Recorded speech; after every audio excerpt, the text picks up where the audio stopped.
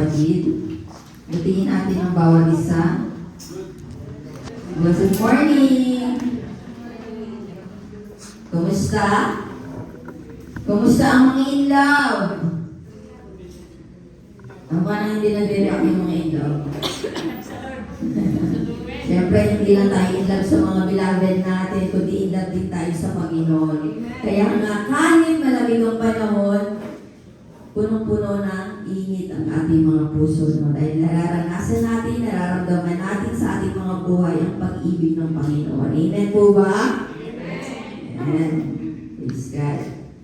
So, sige mga kapatid, muli tayong tumayo para basahin po natin yung ating declaration of faith. Today, I listen to God's Word. It empowers me by instructions and corrections, giving me the strength to take the right direction and lead me deeper into the path of godliness. To satisfy me complete and equipped to every good work to serve men and to glorify God. Once again, Panginoon, we thank you, Lord God, for this opportunity, this privilege you've given us, Panginoon, mong pamuli, Lord God. Ikaw ay aming mapapurihan na dakila, Panginoon, sa aming mga buhay, Lord God. And Lord, we pray, Father God, that you open our hearts, our minds, Lord God, to receive your words today, Panginoon ko. At tunay nga, Lord God, na kailangan namin ng iyong mga salita sa aming mga buhay, Panginoon ko, to direct us, Lord, to lead us, Father God, into righteousness, Lord God, to righteous living, Panginoon ko, sa buhay na nais mo, Panginoon, sa buhay ng bawat isa, Lord God. At Lord, dalangin po, Panginoon, sa iyong servant today, no, guide ng salita, tago mo lang po siya sa iyong likuran, at aming mga salita mo lang po mapatawag sa kanyang mga labi, Lord God, at sa aming mga makikinig, Panginoon ko, patuloy, Lord God, na ikaw po, Panginoon, tumulong sa bawat isa, na may isa pang buhay ang mga salita mo, Lord God. We thank you, Lord. We praise you. We glorify your name. In Jesus' powerful name we pray. Amen and amen. Sige po, pwede na ba tayo magpupo? So, sino na nakaranas na in love? Amen. So, bawat isa sa atin, mga kapatid, ano? Parang sila, Panginoon. Ayun. So, nasa pang-ilang buwan na nga po ba tayo ngayon? Second. So, this month, syempre, panibagong buwan, may panibago po tayong theme. So, complete in Christ, rooted and grounded in love. So, sa lahat ng uri ng pagmamahal, ano ang pinakagusto niyo? Yung pagmamahal na naranasan natin mula sa ating mga magulang, sa kaibigan, or sa opposite sex, or sa bilawin natin. Nasabi na dito ba? Para malaki. Or, syempre, the greatest love is the love from our God. So, paano po natin ilalarawan ang pagmamahal ng Panginoon? Paano, di ba dati may tanong sa atin, what is love? For us, what is love? Love is blind. Love is full of sacrifices. Love moves in mysterious ways. Nakatayo, di ba? Ano yung mga sinusulat natin dati sa Love is blind. So, ganun yung natin, interpretation or perception natin when it comes to love. Ano mga kapatid? Hanggang sa dumating yung pagkakataon sa buhay natin na nandiyan naman ang pagmamahal ng Lord eh. Nawawala po ba yung pagmamahal ng Panginoon? Hindi. Kahit nung mga time na hindi po natin napapansin yung pag-ibig ng Panginoon, hindi natin ina-acknowledge, nandyan pa rin yung pag-ibig ng Lord sa atin. Kaya nga po sabi ko, ang God's love daw po is immeasurable and infinite. Anong ibig sabihin po nun? Hindi siya limitado doon sa nauunawaan natin. Ang tao, paano magmahal?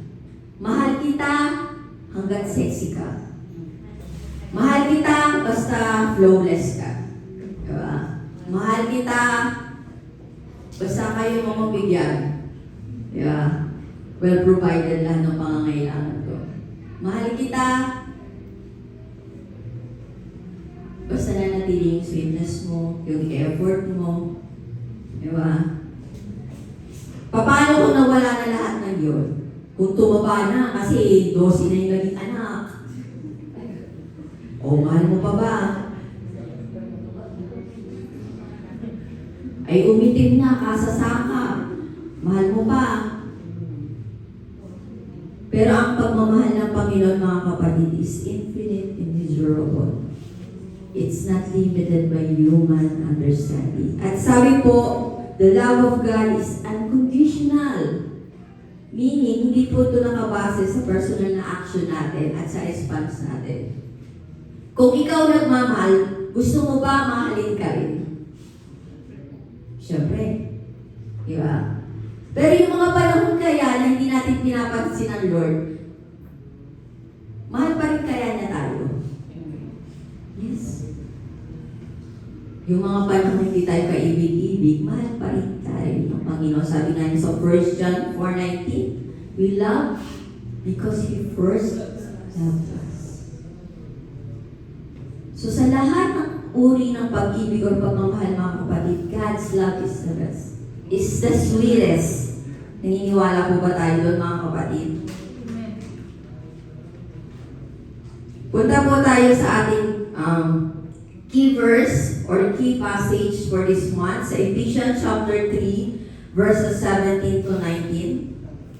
Sabi po doon sa verse 17, that Christ will make His home in your hearts as you trust in Him. Your roots will grow down into God's love and keep you strong.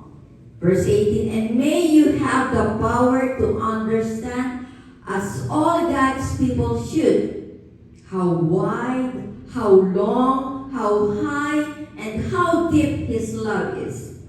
Verse 19, may you experience the love of Christ, though it is too great to understand fully, then you will be made complete with all the fullness of life and power that comes from God. So mga kapatid, nakaka-bless po kung paano in-encourage ng Apostle Paul ang mga believers at Ephesus, di ba? Kung paano niya pinag-pray or sinabi sa mga believers noon kung gaano niya ninanais na magkaroon sila ng spiritual growth. Tayo po ba? Gusto po ba natin mag-grow spiritually? Gusto po ba natin, mga kapatid? Amen. Yes. At ang sabi po dyan sa verse 17, then Christ will make His home in your hearts. Ganun din yung sinabi kanina ni Sis Grace sa kanyang paawit, di ba? Yung manahan ang Lord sa mga buhay po natin. So, meron lang po tayong tatlo na pag-aaralan this morning or 3 things to remember based po sa ating passage. First, trust in God's love. So, lahat ba ng pag-ibig mapagkakatiwalaan?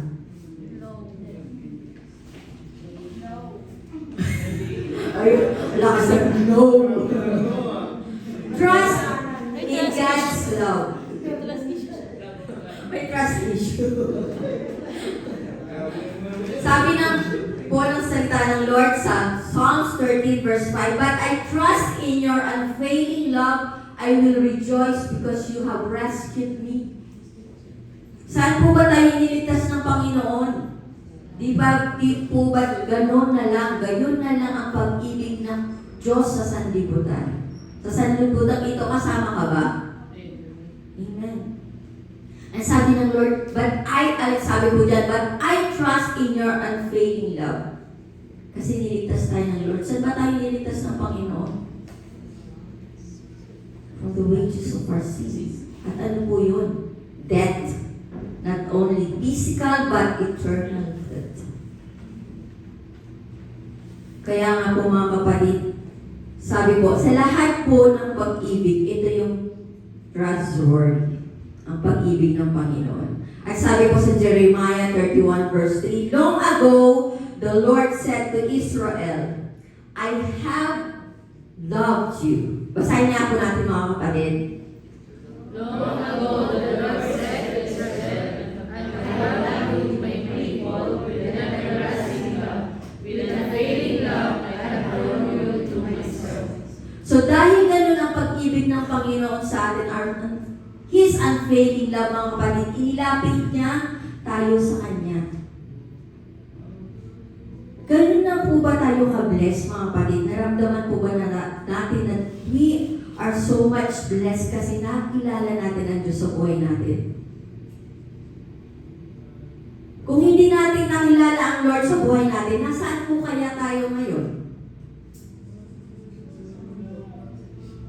Ano po kayang klaseng pamumuhay meron tayo?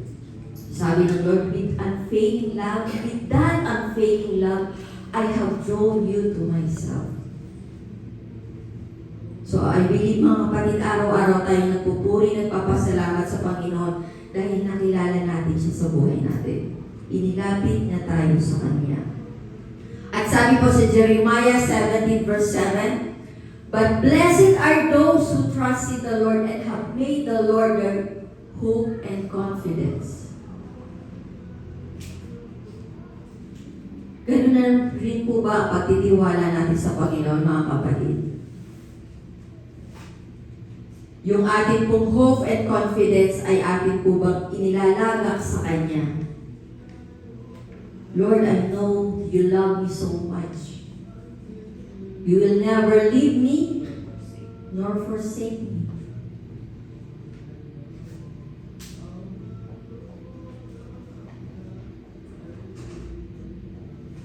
Trust in God's love, mga kapatid.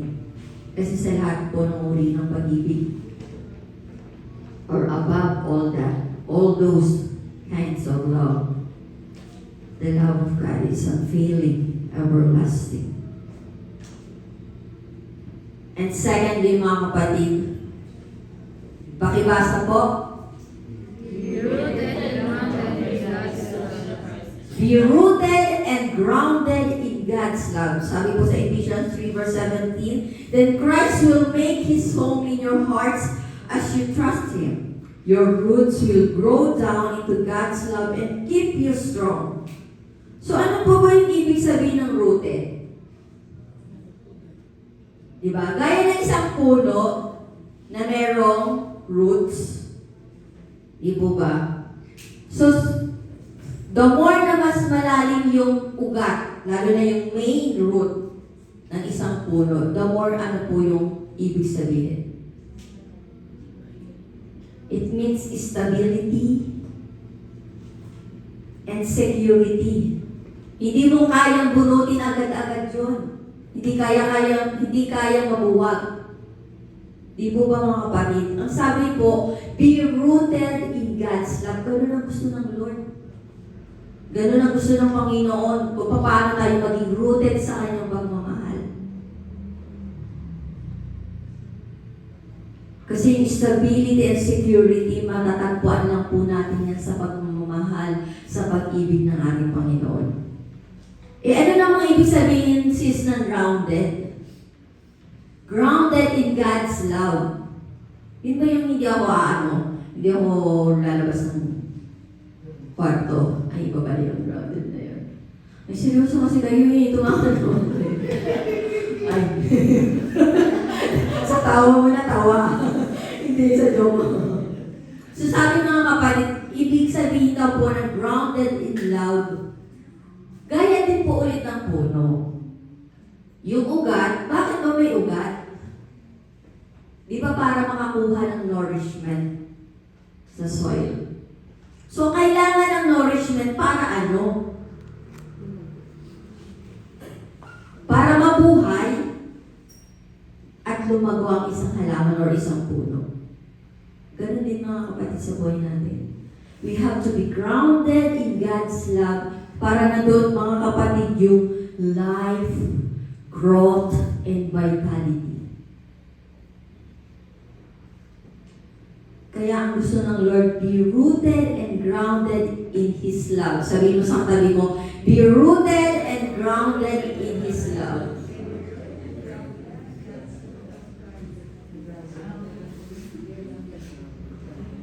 Sabi po sa 1 John chapter 4 verse 16, we know how much God loves us.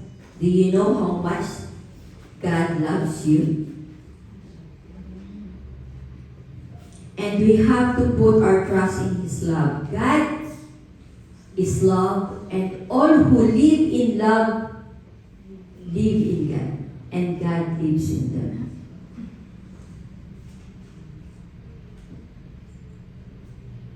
Ang Diyos po ay pag-ibig, mga kapatid. At kung tayo po ay namumuhay sa pag-ibig or pagmamahal, ibig sabihin, kinikilala natin ang Lord sa ating mga buhay, mga kapatid. Ang nais ng Panginoon, hindi lang po ang paalalang ito or ang sulat na ito ay para sa mga taga-Efesus, but also for us, mga kapatid, all the believers nowadays, be rooted and grounded in God's love.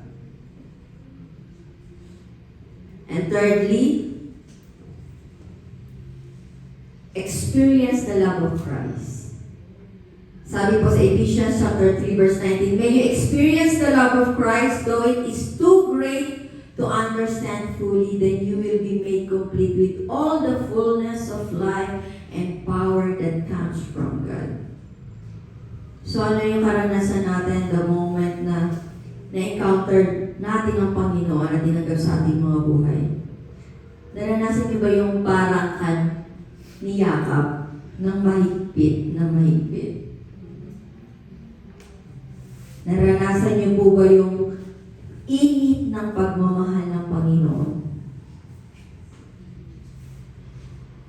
Sabi po, if we trust and be rooted and grounded in His love, we will experience more that love from our God. Sabi po sa Deuteronomy chapter 33 verse 12, Moses said this about the tribe of Benjamin. The people of Benjamin are loved by the Lord and live in safety behind Him. He surrounds them continuously and preserves them from every harm. Ilan po bang tribes meron ng Israel? 12. So hindi lamang ang tribe of Benjamin lang bang minahal ng Lord? Ang tribe of Benjamin lang ba yung pinreserves ng Panginoon? So, lahat po ng people of God naranasan ang pagmamahal ng Panginoon as well as. So, hindi natin alam kung kanino tayo galing. Lilipi. Ano? Sabi sa Psalms 32 verse 8, the Lord says, I will guide you along the best pathway for your life. I will advise you and watch over you. Di ba napakasarap isipin, mga kapatid, na yung paningin ng Panginoon ay nandyan sa atin, nakaalalay, nakaagapay, at ililid po tayo or igagay tayo to the best pathway of our life. Kaya lang tayo mga tao, ano tayo? Lord, ayoko dyan. Parang di masaya dyan, Lord. Di ba? Napaka-stubborn natin. Napaka-disobedient. Sabi ng Lord, this is the best pathway.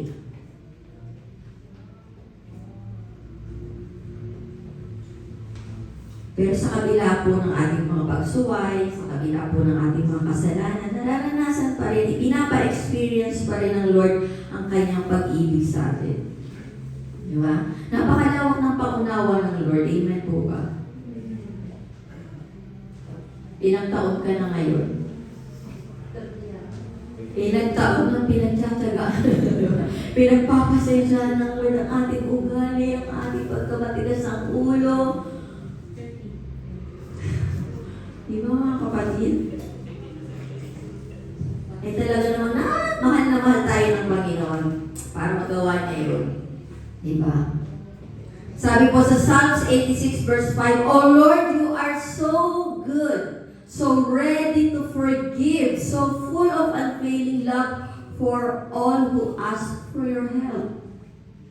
Ang mga Israelita, ilang beses nang nag-disobey sa Lord. Diba? Napakaraming beses na.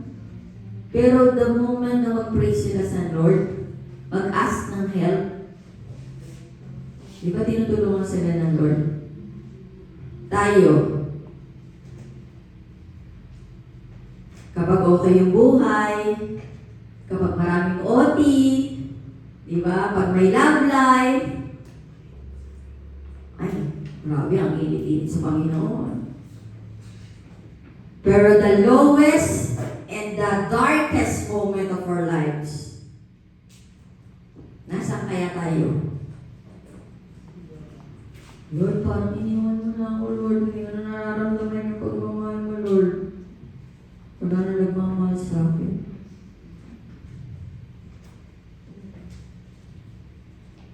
Pero ang sabi ng salita ng Lord sa Romans chapter 8 verses 38 to 39, basahin nga natin mga kapatid. And I am convinced that nothing can ever separate us from God's love. Neither death nor life, neither angels nor demons, neither our fears for today, nor our worries of tomorrow. Not even the powers of hell can separate us from God's love. No power in sky above or in the earth below. Indeed, nothing in all creation will ever be able to separate us from the love of God that is revealed in Christ Jesus our Lord. So mga kapatid, sabi po dyan, nothing can separate us from the love of God. Lord, kahit ilang beses sumakasala, yes. Lord, kahit ilang beses kitang suwayin, yes. Lord, kahit mong lagi ako nag-worry, Lord. Yes.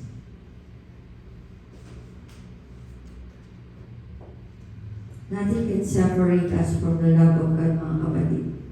Diba? Sabi dyan, neither death nor life, neither angels nor demons, neither our fear for today nor our worries about tomorrow.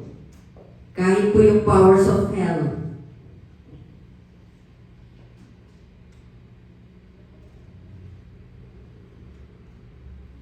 kaya nga po, napakasarap maranasan at maramdaman ang pag-ibig ng Panginoon.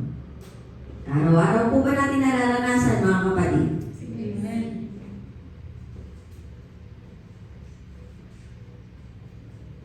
In our conclusion, yung mabilis lang tayo.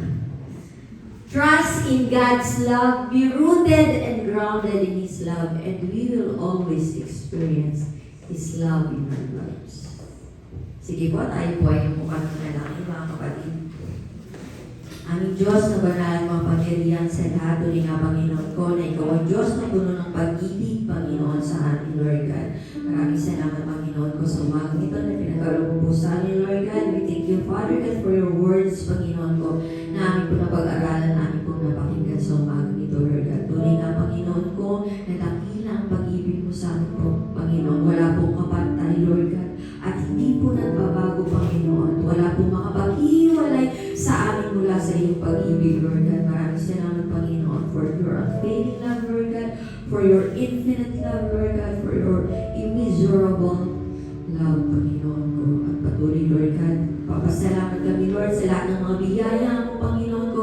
Salamat sa forgiveness mo, Panginoon ko. Salamat sa pag-accept mo sa amin, Lord God, sa kabila ng aming karumihan, Panginoon, sa kabila ng aming mga kasalanan, Panginoon, sa kabila ng aming mga pagsuway, Panginoon.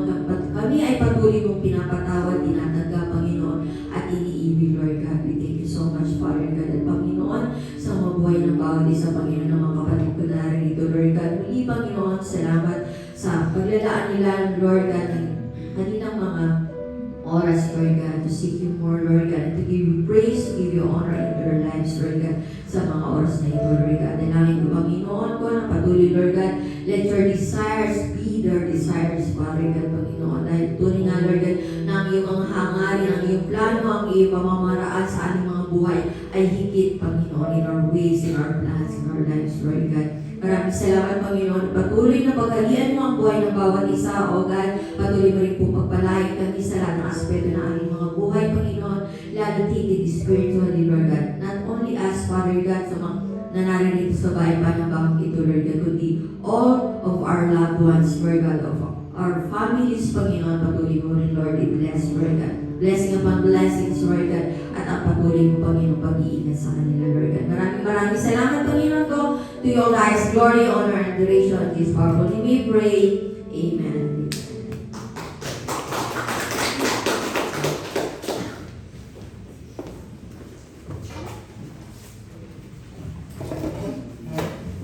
Amen. dito yung kinikilig. Ay, sorry. So, nararamdaman po natin kung bakit ako mahal ng Lord, no? Pero, somehow, nasushow ba natin sa Lord kung gaano natin siya kamahal? In terms of our time, oo, kasi nandito tayo every Sunday. So, in terms of our talent, maybe. Sa times kaya. So, sabi dito sa Malakay 3:10 and 11, sabi doon, bring the whole tithe into the storehouse, that there may be food in my house. Test me in this, says the Lord Almighty, and see if I will not throw open the floodgates of heaven and pour out such blessing that there will be room enough to store it. Sabi po yan sa Malakay 3:10. Sobrang gasgas na po ng verse na yun. No? Sobrang, ako nga po every time na narinig ko yun, sabi ko, ito na lang ito. Pero, alam niyo po ba, sabi din sa dahil ever since po na young pro ako or may started na makakilala sa Lord and nagpapagamit sa Lord, lagi ko na yan narinig. So,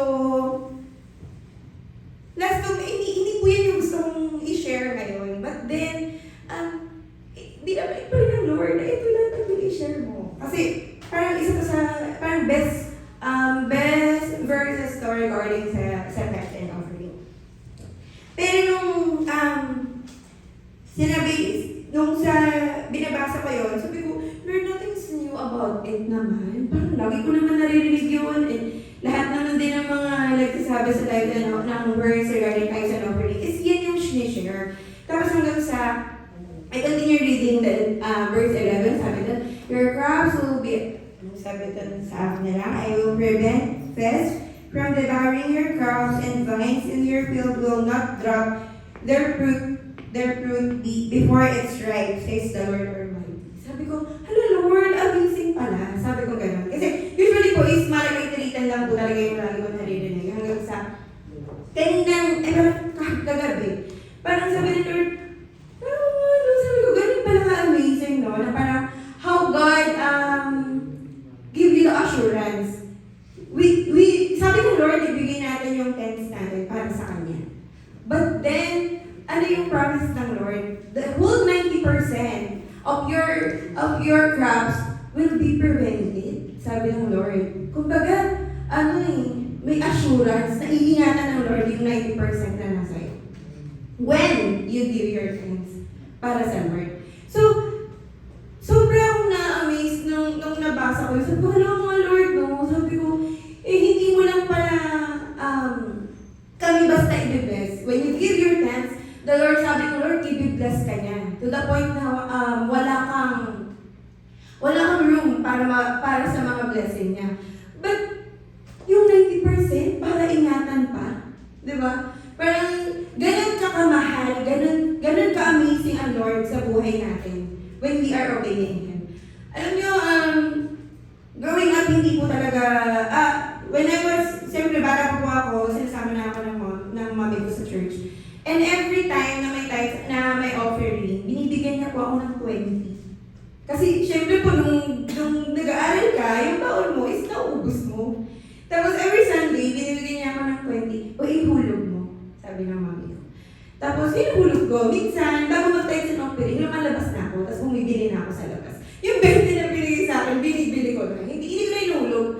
Hanggang sa parang nag-young pro ako sa church na ina-attendan namin. Narinig ko na yan sa leader ko. But then, hindi pa rin po ako namumove. Kahit nagkatrabaho na ako, nagkikita ko ng offering ko. But hindi ko po nasasapamuhay yung regarding sa pagtitites. Hanggang sa pagpunta ko dito sa NXP, hindi na, dati pa nag-JL ako sa Tawian, I was in JL. Tapos dito sa Kanikaw Show, wala po akong church. Hanggang sa, sabi nangusap na yung Lord, actually hindi sa akin sa best friend ko. Lagi niya nakausap yung Lord para pagsabihin ako. Hindi, alam niyo yung mas narinig siya ng friend ko, tapos sasabihin sa akin, huy, sabi ng Lord, ganito, blah. Tapos hanggang sa, parang sabi ng Lord sa akin, maghanap ka ng church na pwede kang mag-tithes. So ito po yung first po na magta-tithes. I mean, dito po sa church na to. So, sabi ko, Lord, ang laki ng tithes, ang laki ng tithes. Kasi medyo malaki yung sinasahod sa NXP eh, nung pagdating namin. So parang, nung pagdating po na. Tapos, sige, maghahanap ako ng church hanggang sa, nag-check ako ng mga church. And then, hindi na ako dito sa church na to. Sabi ko, Lord, dito na ako friends. Sabi ko, tapos nakita ko na konti lang po talaga yung attendance dito, konti yung workers dito. Sabi ko, sige Lord, dito na ako. So, simula po nun, ganun ko inobey yung Lord regarding sa tithes ko. And ngayon, so far, alam niyo, hindi po, wala po ako siyang mga pera. Hindi, kahit ba, may utang po ako. Or, ano ba? Wala po akong kotse. May bahay po ako hindi matapos. Pero hindi yung pag binigay mo yung tens mo is, the blessing will be or kung saan na makikita ng mga tao, hindi lang dun eh. Pero yung aspect na yung blessing ng Lord is not just in material things. Alam niyo yun? Parang sabi ko nga, Lord, ganun pala ako blessed, no? Parang yung mami ko pa magta-turn siya ng 70 this April. Sabi ko, Lord, sobrang amazing na 70 years. Yung magkakasakit siguro, pero hindi po siya. Ngayon po yung mami ko, wala yung ang tawag doon saan? Maintenance. Yung maintenance ko na yung skincare niya lang. Pero hindi po yung nag-maintenance na 5,000, 10,000 monthly para sa maintenance na gamot. Ganun ka amazing ang Lord on how He works sa buhay ko. And even sa mama ko, which is, she taught me kung paano mag-tithes. So, sobrang ma-amaze kayo kung paano po protektahan ng Lord yung regarding sa 90% na nabigyan na sa inyo. So, kung sa mga may gusto pong matuto regarding sa stewardship, kung paano niyo yung matututunan. Ako po ngayon, actually, honestly ngayon, nandun pa rin po ako sa process na inaaral kung paano yan pagtatarya-tarya, kung paano yan i-manage, gano'n. Sa mga gusto pong matuto regarding sa stewardship, your time, your talents, and your treasure, pwede po kayong mag-enroll sa 4G. Pwede po kayong magsabi sa Sis Jenna sa coordinator namin. And you will say things na, sabi ko nga po, ayoko ng 4G, na ano na yan, na narinig ko na yan. Pero, ganun ka-amazing ang Lord, na to the point, yan yung verse na yan is sobrang gasgas na. But then, Lord will say something na beyond your understanding. Hindi bago sa'yo.